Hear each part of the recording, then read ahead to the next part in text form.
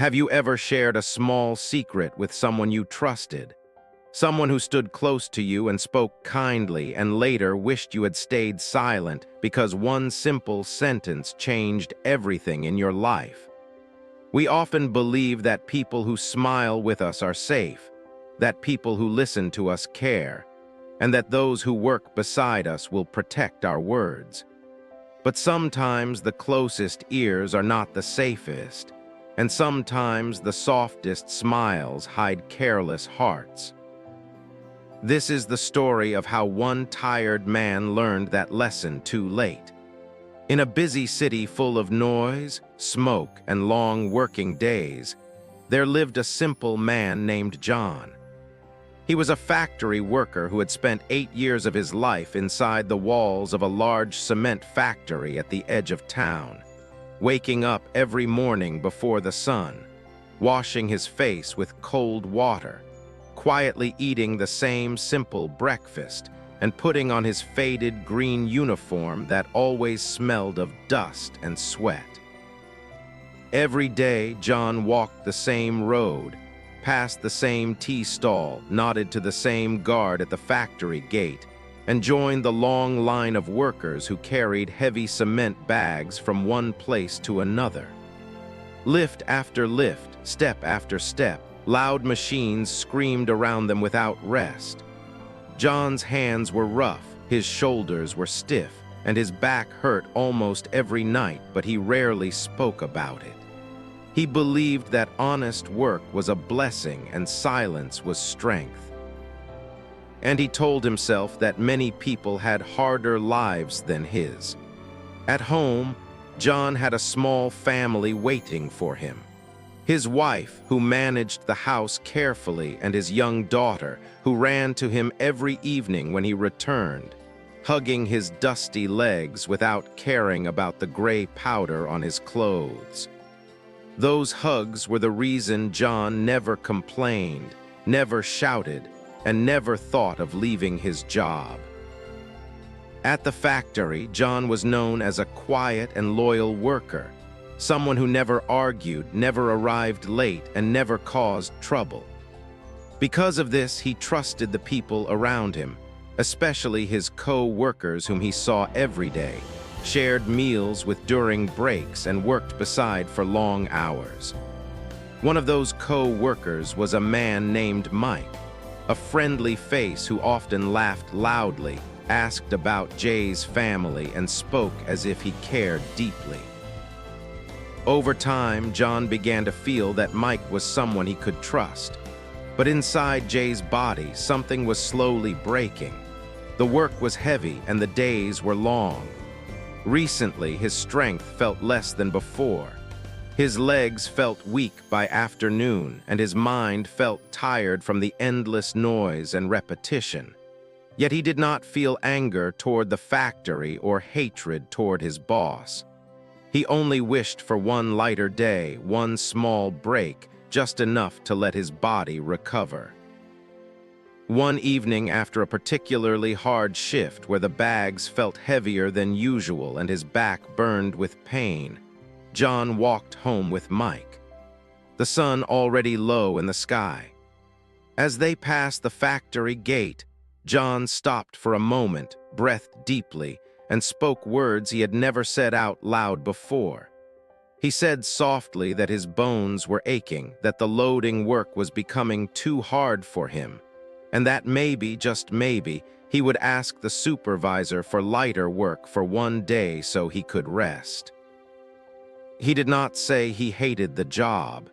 He did not say he wanted to quit, and he did not speak with anger, only with honesty and tired hope. Mike nodded, placed a hand on his shoulder, and said he understood that everyone gets tired.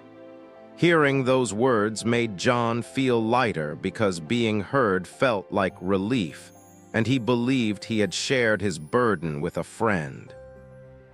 What John did not know was that Mike enjoyed being important, enjoyed being a person with news and the attention that came when others listened to him. The next day, during the morning break, while workers gathered near the tea stand, Mike leaned close to another worker and spoke in a low voice, saying that John was unhappy and could not handle the work anymore.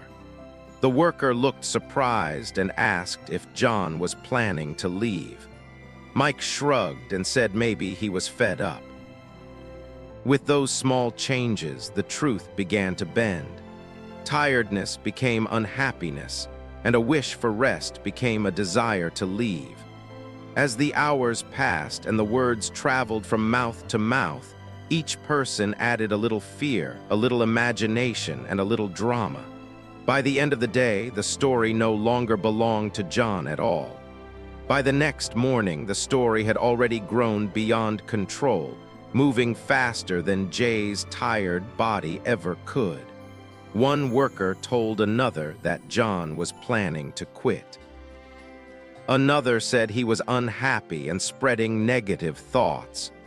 Soon, a floor manager heard that John was becoming a problem, a man who might disturb others. The floor manager, already worried about his own position, passed this fear upward, changing the words again until the shift supervisor believed John was turning workers against the factory. When this reached the senior manager, the message became dangerous, filled with panic and blame. No one thought to stop and ask John himself because rumors are easier than truth. The rumor finally reached Mr. Henderson, the factory owner. He was a proud man who valued loyalty above all, and he was already worried about losing money and dealing with unhappy workers. So when he heard the story, all he understood was that John was a threat, a worker trying to leave and convince others to join him. Instead of seeing a tired worker, he imagined rebellion and loss. In his anger, he decided that an example must be made quickly. The next morning, John arrived as usual, greeted the guard, punched his time card, and picked up his gloves, unaware that his life was about to change. Before he could reach his work area, 2 security guards stopped him and asked him to follow them. Inside the office, without a chance to speak, he was accused of betrayal, of spreading negativity, and of planning to harm the factory. No matter how calmly he tried to explain that he only asked for lighter work for one day, his words were not heard because the decision was already made. John was fired on the spot, his final pay placed on the table, and his name quietly marked as unwanted in nearby factories. When he walked out through the factory gate he had passed for years, the whispers and stares followed him like shadows. In the days that followed, the story outside became even worse. People said John was stealing, that he was dangerous, that he could not be trusted. Wherever he went to ask for work, doors closed before he could explain. At home, his wife watched him grow quieter each day while his daughter stopped asking when he would return to work. Bills piled up, savings disappeared, and the man who once believed the world was mostly good began to understand how quickly trust can be destroyed. After many sleepless nights, John made a quiet decision, not out of anger but out of exhaustion. One early morning before the city fully woke, he packed a small bag, kissed his sleeping daughter on the forehead, and left the city to look for work far away in a place where his name was still clean and no one knew his story. Weeks later, while checking old security footage for another matter, the factory manager noticed John in his final days, working alone, speaking to no one, showing no anger, no secret meetings, only silent labor. A heavy truth settled in his chest. When he finally asked Mike what John had really said, the simple answer came out. John was just tired and asked for lighter work for one day. When this truth reached Mr. Henderson, there was regret but no repair.